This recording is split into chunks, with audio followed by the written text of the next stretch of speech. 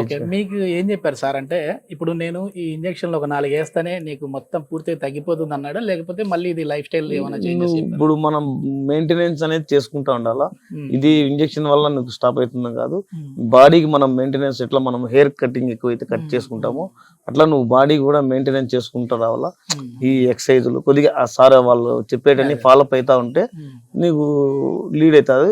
నువ్వు ఓకే. మనకి ఏ దానికి మెయింటెనెన్స్ అనేది ఉంటుంది బాడీకి.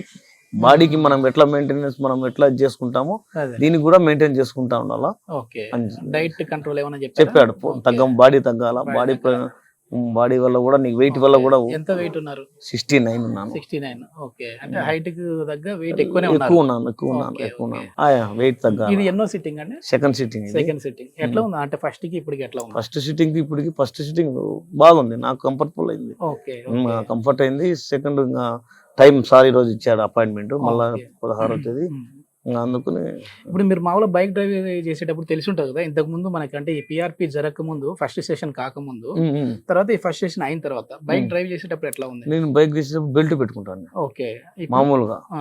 ఆ! సార్ వద్దు పెట్టుకోవద్దు అన్నాడు. ఆహా! నేను చేసిన తర్వాత నువ్వు పెట్టుకోవద్దు. ఓకే. ఓకే. బెల్ట్ పెట్టుకొని జర్నీ చేయాలంటే ఇంకా బెల్ట్ వేసుకోవాల్సిందే. ఓకే. అట్లా వేసుకుంటే నీకు నొప్పి అనిపించదు. హ్మ్. హ్మ్. మామూలుగా నేను ఇంట్లో ఇంకా బయట కూర్చొనినప్పుడు తీసుకున్నప్పుడు అది వేసుకొని బెల్ట్ వేసుకొని జర్నీ చేస్తాం.